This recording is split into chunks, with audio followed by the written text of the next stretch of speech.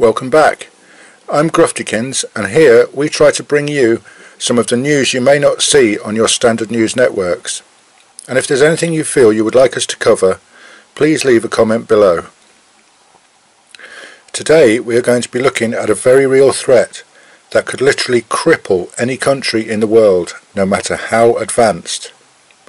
In fact, the more advanced a country is, and the more technology they have, the more vulnerable they are. We are of course talking about the dreaded effects of an EMP, or electromagnetic pulse attack. Something that is not very well reported, but can be far more devastating than a nuclear strike on the ground. At the end of this video I will tell you the shocking death toll that various think tanks have come up with following just one single EMP attack on the United States. As an example, we are going to be looking at the current situation with the US and North Korea. As we all know by now, North Korea has been developing its nuclear and ballistic missile program with some surprising success lately.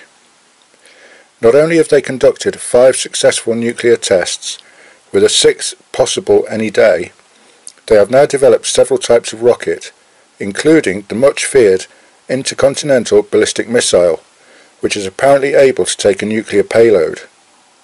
If true, this would enable them to reach mainland America, a goal that has been the priority of their leader Kim Jong-un. Of course, to hit a target, the ICBM has to overcome several obstacles. Firstly, the process of fueling the rocket would take some time and be clearly visible to monitoring stations around the region, obviously giving them time to target the area. After this, it would have to get past any anti-ballistic missiles, of which there would no doubt be many in its initial launch stages. And even if it gets past these, the US would be waiting with everything it has to try and stop it as it nears its target. And trying to hit a target accurately with an ICBM is not that easy either. Also, there is the fact that any North Korean nuclear warhead will be of relatively low yield, meaning the resulting blast would not be that significant. Of course, it would be catastrophic for any poor souls caught in the immediate effects, but for the country as a whole it would not be devastating. Now let's take a look at an EMP attack. The EMP, or electromagnetic pulse, is produced when a nuclear explosion takes place. Even a low-yield device, exactly like those that North Korea have been developing, produces a massive amount of gamma rays that are devastating to all electrical devices and electronics, including the national power grid. And it doesn't have to be launched with the same amount of technology or accuracy as a targeted ICBM. North Korea has had some success in launching through submarines, which could position themselves off the US coast, or a missile could even be launched covertly from a seemingly innocent cargo ship, or they could very easily be launched from an orbiting satellite. And yes, North Korea does have satellites. In fact, 2 of these satellites, the KMS-3 and the KMS-4, follow a trajectory that takes them directly over the United States itself, putting them in an ideal position to deploy a small nuclear warhead.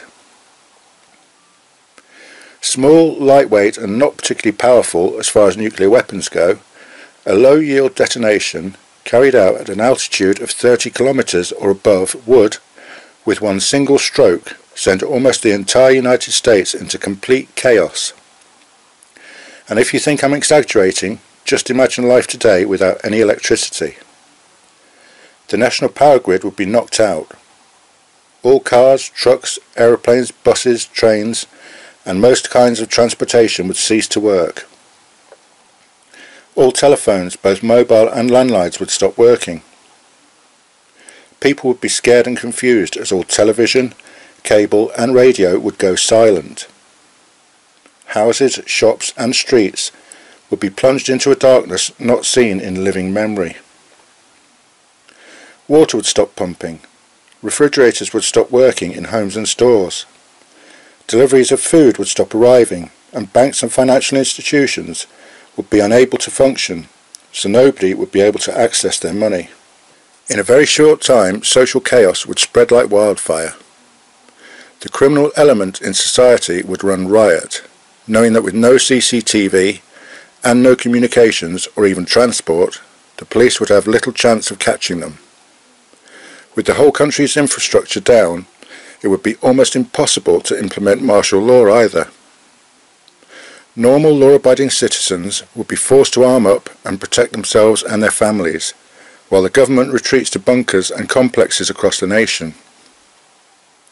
In no time at all, shops and homes would run out of food and water, and masses of people would begin to perish from starvation.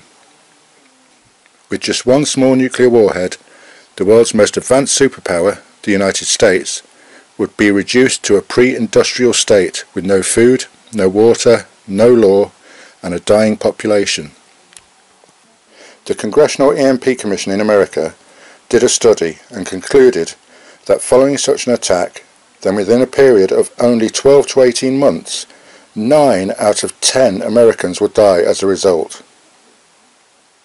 Of course, this could happen anywhere, not just America. A similar attack could take out the United Kingdom, France, Germany, Japan, Eastern Europe and so on. And it needn't be an attack by North Korea. I just chose these as the most obvious examples given the situation today. However you look at it though, an EMP attack is a scary scenario and something that is a very real threat in these tense times. And it's something for which we don't really have any credible defence. We will try to keep you informed of other issues from around the globe, so please hit that subscribe button for further updates. Thanks for watching, and don't forget, the world is watching, so please be kind to each other.